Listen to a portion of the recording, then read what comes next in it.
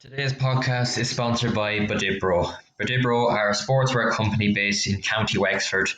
Be sure to check out their website and social media accounts, and I will leave the links to them in the video description. So Orlagh, thanks very much for coming on. I suppose, like everyone now, you're back probably playing football. What's it like to be back after maybe 2-3 months off? Yeah, no, I mean, it's great, to be honest. It's not nice when you're starved of football over the last few weeks, but it is nice to be back into routine now, and just even to see the girls again and kind of get that competitive streak back in. You can only do so much training on your own, really. So it is great to be back. It'll take a while to get back into the swing of it, but to be honest, I didn't even think we were going to have football in 2020. So if anything, it's a massive bonus, and it's great to be back on the pitch. Yeah, as you said there, I didn't think we would have a championship. Did you find it even hard to stay motivated, maybe the sort of mid-April, to keep doing a bit, and in the hope that we would have a bit of a championship this year?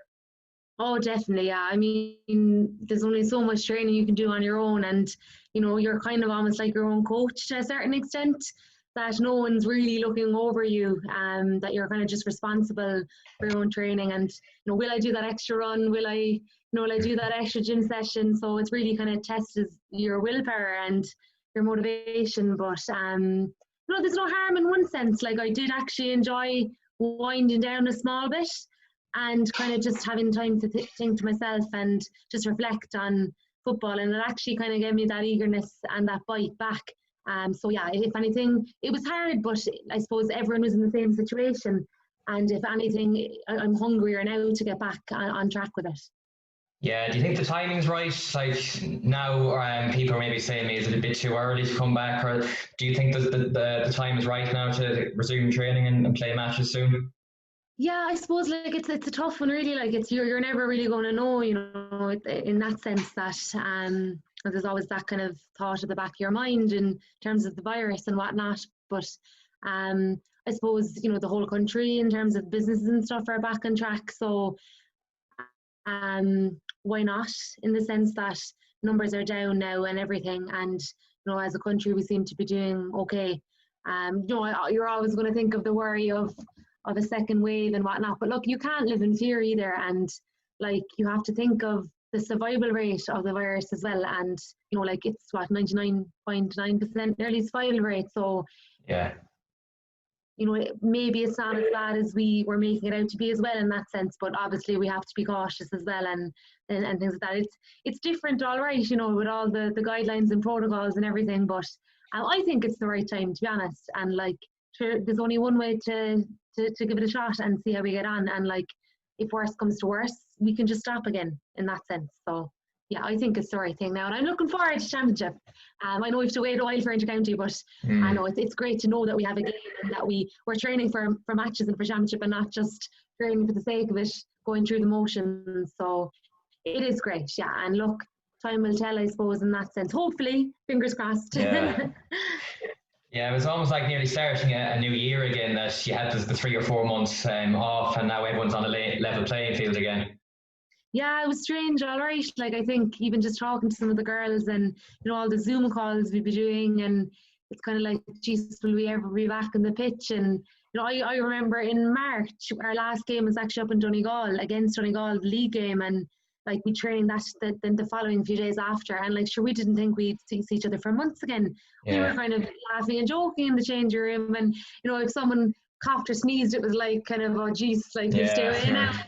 Nobody realised the extent of what was going to happen in the coming weeks. So it has been strange, but I suppose it's just about weaning yourself back into it now, because you have the fear of going flat out, and people, I suppose, especially for inter-county girls, are trying to impress and trying to make that starting 15, and you'll always have that worry of going flat out, and you don't want that too. So it's just about weaning yourself back into it now, and I think once we play our first game, I think it'll just get back to normality then, in that sense. So yeah. Yeah, do you think maybe the ladies' game could have maybe looked at the summer months for the Inter-County Championship and put it on during there, just to maybe expose it a bit more, now that the men's championship isn't going to be on until October? Yeah, I suppose like I know it's kind of been here and there when we don't really know what was happening the last few weeks. Obviously our clubs like come first as they should, and we're playing that. But I think it was just the uncertainty and stuff. And I suppose we, being a smaller organisation than the GA, like we probably were going by what the GA were putting out as well. Yeah. So I mean, we're used to a certain extent that we don't get as much coverage as the men in that sense, but it is getting better as well. It really is, and we've seen that over the years as well. And I think even this year, more so than any year, people will be extra supportive as well. Yeah. I know with numbers and stuff now, it's hard to know how many. Like I think we 50,000 last year in an All-Ireland final, so we probably won't see that in for men's or women's with the whole protocols and whatnot with COVID, but the momentum has got better in the last few years. So I mean, you're always going to have that inequality, unfortunately, but it is the gap is narrowing slowly but surely. But look, Rome wasn't built in a day, like, so we have to, beggars can't be choosers in that sense. We just have to take the positives from it and keep promoting the game and keep supporting women in sport, I suppose, and everything like that as well. Yeah, how big is the support been from the likes of Lidl and even TG Car putting games on most weekends? That it keeps growing the game, and as you said there, the attendances are nearly going up every single year at the All Ireland. Oh, the sport has been fantastic. Yeah, like I mean, I remember coming on the panel back in 2010. So I was actually 17. I was in 5th year in school, and like God, there's been a massive difference from even this year to 2010. Even within 10 years, the game has grown so much. And like, to be fair to Lidl and the 2020 campaign and kind of that coverage for women in sport, and the government funding and the WGPA as well, like they're doing some great work and at grassroots level. And it just goes to show in terms of the attendance alone that it has grown. I think in 2010 we played, or 2011, sorry, we played Kerry in Croke Park, and there was about 18,000, 19,000. So like for that figure to almost triple says a lot within this, like less than 10 years. So you're talking about 8-9 years, and for the attendance to go up. So that alone, I think, has really is a credit to what the Ladies Gaelic Football Association are doing, Lidl, the sponsorship. And like, I suppose it does kind of come down to the funding as well at the end of the day. But it does go a long way in the sense of resources and things like that. Because I think it's only our 3rd year with Cork getting hot food after training. Like, to think that we won 6 All-Irelands in a row without getting fed properly. Like, in one sense, it goes to show that it's not really about all that extra, bonuses and the money side to it and the perks, but at the same time, like, food is food, it's the necessities and it's the basic that should be for men and women, like equal for men and women. But look, I mean, I won't complain. We've 6 All-Irelands in a row, and it was fantastic few years, like, and I know the last few years now hasn't been the same, but it is getting better for women in sport and for ladies football especially. In Ireland, like, it is great to see. And I honestly think myself that I think it's the women, more women need to support more women, in that sense, that I feel sometimes when you actually look up at the crowd in our league games and our championship games, you can actually see more of like a male presence more so than a female presence. Like, I'd often hear even like some of my friends or even my uncles or my dad or my dad's friends talking about ladies football more so than the kind of female side to it. And even friends that I play with and that play football and that are interested in sport still don't seem to go and support the women. So I think if we can kind of focus on that side of it as well, that hopefully things can get even better for women as well. But no, like, Lidl and the 2020 campaign has been massive. And like, everyone knows it's after creating that positive momentum for girls. And we are seeing that kind of increase in participation and stuff. Well, we have the dropout rate as well, but look, we have to focus on the positives in that sense as well. Yeah, has that helped even raise the skill levels in the game, and even have the trainings over the years now got even more intense, and times you're training out, even outside of trainings that you're doing a bit yourselves as well? Yeah, I mean, I think like naturally, I suppose the last few years, every team is kind of wanting to get the best out of themselves. So it probably wasn't as professional when I first came on the panel. Like we didn't have any gym sessions. Um, I suppose nutrition wasn't like a massive thing. It was kind of like, look, we didn't really know what we should be eating and things like that. Whereas now, I suppose with technology, with like social media, with more government funding and things like that, that we have access to those, I suppose, kind of semi-professional, if not professional, resources and facilities. So I think we have upped the standard, and like that is going to trickle down to grassroots level, and that is going to trickle down to club level, because that competitive edge is going to come in. So I think like it does kind of come from the top down, but in order for the sustainability, it kind of has to come from the club up, if you get me, like that. You kind of have to go back sometimes to go forward. And like the fear is that it would get too professional too, Yeah. particularly when I suppose we kind of cherish that amateur nature of GA and ladies football and camogie, that you don't want it to be too competitive and too professional, because that can actually be a barrier in itself. Uh, my research on girls in sport, that can be very overwhelming for girls as well, and that competitiveness can often be a barrier, and a main reason why girls drop out, and boys, but more so for girls. So I suppose you kind of have to have the balance, really, I think. Yeah, like I suppose you all want the competitive edge in that, but you want to make it enjoyable at the same time. You don't want to be too stringent on trainings and all that as well. Yeah, I mean, like, look, like at the end of the day, like it is all about how you feel as well. And like even at senior level, like the best training sessions that I remember are the ones that we actually came off the pitch smiling and had a bit of a laugh. Like it would have been a tough session, don't get me wrong, Yeah, but yeah. we would have had a bit of crack as well. And it's those are the kind of sessions that you value more. And the kind of fun and the friendships that you make as well with the team. I do think underage, like maybe kind of up to the age of 12 to 14, like I do think that the priority should be on fun, personally, my own opinion, and kind of developing that like strong social support kind of structures for kids. But like obviously you're going to have that competitive edge, and that competitive edge is important too. But I think some people just think that fun is like, Asher, why would we be playing fun? Why would we be doing fun when we need to be winning games? But you can actually merge the two. Yeah. And I think that's actually more effective when you can have fun while being competitive. Um, I think from my own experience, like I'm speaking on behalf of myself here, that like we won 6 All-Ireland medals in a row. We were successful for those 6 years, yet I actually enjoyed training, and we had a laugh at training on and off the pitch. So it does kind of go to show that you can have both and be successful, like having fun, but also winning All-Irelands as well. Yeah, on the playing for Cork, obviously you came in 2010. What was it like coming into the actual panel? Because obviously Cork were a successful team before you even joined the panel as well. Oh yeah, I mean, just it was I'll never forget my first training session. I was in fifth year in school, so I was quite nervous, and I was actually playing with the minors at the time as well.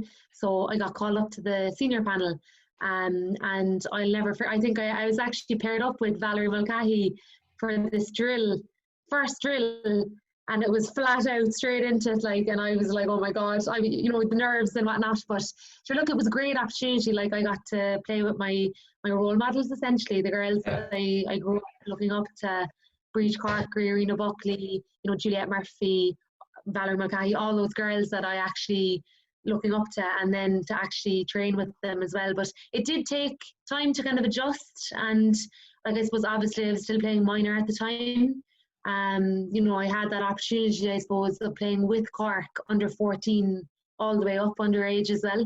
So that did kind of help in the sense that I actually knew what it meant to represent Cork, and that kind of high standards was always at the back of my mind.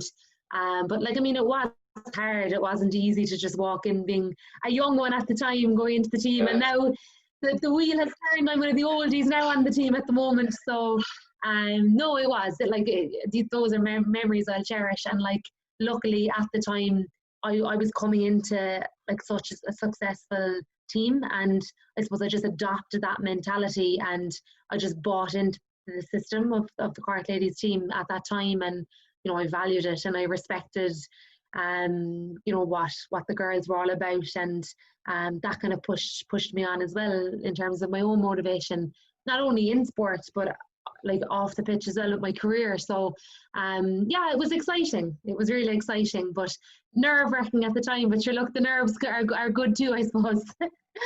Yeah, is there an element of pressure back then anyways, playing for Cork, that probably if you didn't win an All-Ireland you'd be disappointed at the end of the year? Oh yeah, I mean, even a training session, like if we knew we didn't perform as a team at a training session, you'd feel that air of disappointment. It was almost like you come to training and you park whatever's on your mind and you give it 100% at training, like almost train as if what you're going to play in a match. And I think everyone kind of just respected that mentality. So it was always going to be kind of, we just had that expectation, I suppose, and that high standard. Not in a complacent way, but I suppose as a team, we just set that standard for ourselves. And I suppose credit to Eamon Ryan, our coach, and our management as well. Eamon is such a fantastic coach, and I'm honoured to have, been for him to be my coach over the years. And I suppose it does have a positive influence as well. Having a leader like Eamon, obviously is going to affect the team dynamic as well. And we had the utmost respect for Eamon, and whatever way he just had this lovely way with people. And trainings were so simplistic, but it was the intensity. Like, we could be doing such a simple drill, but it was the intensity and the concentration and the focus, and that's what was drilled into us from day one. So we brought that into the matches with us then, and kind of almost had that expectation of ourselves as well. So yeah. Yeah, it was the 2014 final against Dublin. Was that your favourite one? Probably that you're down by 10. I was watching even on the Sunday game, was it a month or so ago? And then you were 10 points down, whatever, in the second half, and you managed to pull it back. Was that just experience, and you've been there before, and you just know that you can pull the comeback off? I think that game now, it just like, it was, I don't know how we did it, to be quite honest, but yeah, I do. I think it came down to just that sheer determination, and I think it was that kind of bond that we had, coming back to just kind of like, you don't give up until the final whistle. And I know that could be a cliche, but like, it was really, we practiced what we preached there and then in that game. We were 10 points down with about 15 minutes to go, but like, we were going to win that game, like, and that was the mentality. And I don't even think like that came from management. It was more, we knew each other so well, and we were so familiar and so determined as a team that there's strength in unity. Like, that is what it is. And I think on that day, that particular day, like, that unity just outweighed Dublin, and we got over the line. Like, now it can come down to luck too. I know we got 2 quick goals as well, which obviously when you get 2 quick goals, it's going to give a team a lot of momentum. But like, I don't think, like, I remember being on the pitch, and I remember looking up at the scoreboard, but there was never that worry. Like, there was never that, like, give up. It was like, no, like, we're going to win this game. That's just sheer determination, and I think that got us over the line in the end, because we did it for each other, not for management, not for anyone else. We did it for each other because we wanted that. But that came down to the bond. That came down to our rapport, because if we didn't know each other and know each other's play, then I don't think we would have had worked as hard for each other on that day as well. So, obviously that was a remarkable day, and it's certainly a memory that's always going to be at the back of my mind. And it's always nice to beat the Dubs as well in Cork Park. So, I know that definitely meant a lot, that game. And I suppose it did. I think we got Team of the Year as well that year. So it was kind of a match of it was the talk of Ireland really at the time, because I don't think anybody thought we were going to come back and beat them. But look, I mean, it just goes to show that it really isn't over until that final whistle. Yeah, it might have even been easy just to say it's not our day, that we've won so many probably before that, we'll just move on and go on to next year. But they probably set you aside from other teams like that, whatever, 10, 11 years, winning so many All Irelands that you just kept going and you wanted to win that. You want to win every year. Yeah, and I mean, like, yeah, we won, 5, 6 years in a row, but like we didn't win by a whole pile either. Like it wasn't as if we were hammering. It was always down to kind of that 1, 2 point, maybe 3 point margin, usually 2 point margin. So like we didn't take any minute in any game for granted. And we knew what it took. I suppose the experience did come into play for that 2014 final as well, because obviously we had been there, and we knew that it was going to be a close game. And previous to that, the years before that too, it was always such a small margin. So we always had that at the back of our mind as well. But like it's not easy to just go out and win an All Ireland by, like, 3 or 4, even 5 points. So we always knew it was going to be close. But definitely it was a mixture of experience, but also kind of that rapport we had, and just the determination just to do it for each other. I think that's what got us over the line in the end. Yeah, I suppose it has been hard even seeing now Dublin take it up now nearly from ye, that they've won, I think, 4 in a row in the last 4 years. Yeah, look, I suppose as I said previously, like the wheel does turn, like, and you just really kind of have to embrace, when you're winning, and not take those kind of moments and matches for granted. With Dublin, I suppose we always had great rivalries and great games over the years, and it was always close. It was never like a massive gap between us. So they were always kind of just behind us. And I suppose naturally enough, like as teams move on and we get new players in, and it's kind of, a new team dynamic, like that's just the beauty of sport, that you're not going to be at the top all of the time, and sometimes you need to hit the bottom to get back up again. But look, for credit to Dublin, like they have been fantastic the last few years, and like they're the team to beat now, and they've set that standard. As much as we'd like to be up there as well, but look, we're not too far behind, like. And as I said, there's a few of us on the current panel now that have been there since 2010, even 2008. A few of the girls have been there since, so we know what it means to play in All Ireland, and we're kind of trying to bring that into the new young girls as well coming up. So it's just the team dynamic, I suppose, that it changes, and unfortunately you can't keep on to that dream team for years upon years. So credit to Dublin, but look, I mean, it's open to anyone really. That there's not much in the game in ladies football. I suppose you're looking at Cork, Dublin, Galway, Mayo, maybe Donegal. Like a few teams would be up there, would be very close. On the day as well, and I think it'll be an interesting championship this year, particularly as we're all in the same boat, and we're all starting almost, as you said earlier, from scratch. So I think it'll be more of a mindset thing this year, and I don't think any team are going to be that far ahead of another team. So it's going to be a close championship, and maybe not as high standard as last year, just due to the training restrictions and whatnot. But we're ready for the dogs. Yeah. Well, yeah, like to finish up, I suppose probably your aim is to win the All Ireland this year, and topple Dublin's dominance. Yeah, I mean, look, that's always the goal.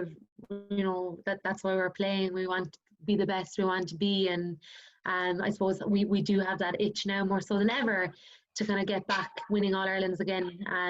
You don't really know what you've got until it's taken from you. And I suppose you don't really appreciate those All Irelands. I mean, you do appreciate them, but it's when you're kind of starved of being an All Ireland final the last few years and winning that you do get that itch back, and maybe no harm. So I think that's our goal now. Like, look, we'll resettle now, and we'll wean ourselves back in. And like that is the end goal. And look, we have a few extra weeks now to kind of train hard and kind of work together to build ourselves back up. And the draws are actually made today for the ladies football. So actually, I think they're made. It's on now, right now, live. So it'll be interesting to see who we have. in the first round, and hopefully that's our goal, to get to the All Ireland and celebrate. And look, it is what it is, and we'll put our mind to it now, and we'll look forward to it. We'll leave it at that, Orla. Thanks very much, and best of luck for the year ahead. Thank you, I appreciate that. Thanks for having me on.